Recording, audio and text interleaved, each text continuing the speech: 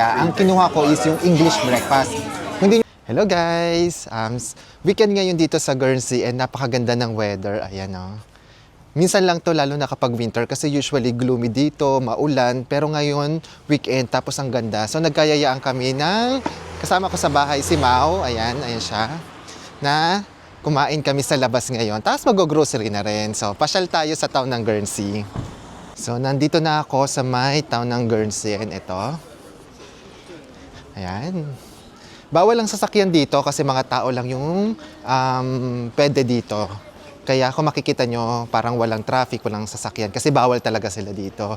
Actually, hindi pa namin alam kung saan kami kakain, pero ito na yung town ng Guernsey. Ayan.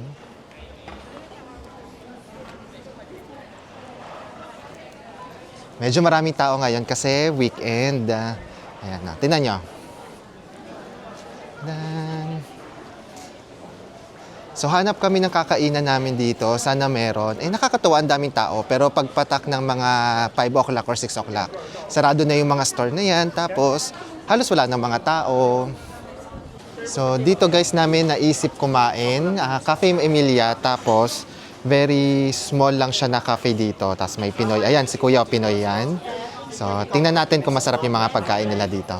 So guys, naka-order na ako ng kakainin ko ngayon dito sa Cafe Emilia. Ang kinuha ko is yung English breakfast.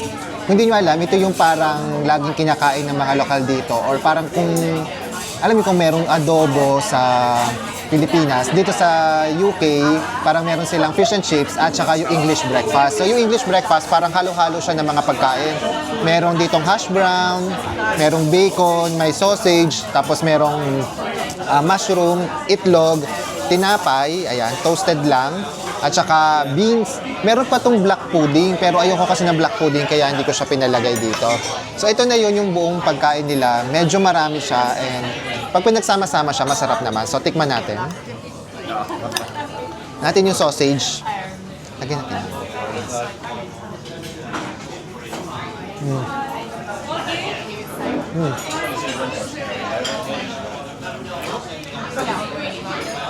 Sarap.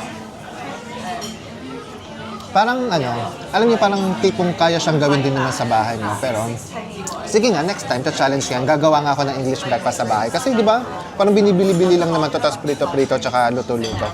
Sige, ayun po, kain po muna ako ng English breakfast dito sa UK. Mali pala, sa Guernsey.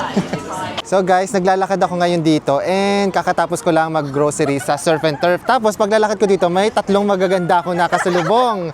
Ayan sila, si Fred, si JM, tsaka ano? Si Shell, ayan. Sila yung mga Tres Marias dito, mga magaganda. O, di ba gaganda, di ba? Ito, teka, pakita ko sila. So, ito yung mga friends ko dito sa Guernsey, mga Pinoy din, mga accountant din yung mga yan. So, ayan. Saan kayo pupunta? Sa Surf and Turf. Magsa-surf and turf din kayo. O, kakapunta lang namin. Sige. Bye-bye guys! Ayan guys, kakatapos lang namin mag-grocery ni Mau. Ayan siya. At nakasalubong namin sina Freds, di ba? Nakakatuwa lang. Tapos konting kwentuhan kami. At ayun, kahit malayo ako sa Pilipinas, at least may mga Pinoy dito. At somehow, parang ayun, medyo nawawala yung lungkot, lalo na kapag may mga Pinoy na nakikita dito. Nakakatuwa lang. Tapos sa mga nagtatanong pala kung ano yung mode of transportation dito, wala ditong tren, bus lang. Ayan o. Ito yung terminal ng bus. So, ganyan yung mga bus dito. And dyan, kapag gusto mong gumala o maglibod-lipod dito sa isla, dyan ka lang sasakay. So, ayan lang po yung mode of transportation dito. So, ayan, uwi na po kami and tapos na kaming maglakad-lakad at saka mag-grocery. At ang ganda ng panahon talaga. Ayan o. May mga yate-yate pa sa likod ko, di ba? Taray, pang mayaman talaga dito. Ayun po, thank you po sa pagsama sa akin ngayong vlog. Bye-bye!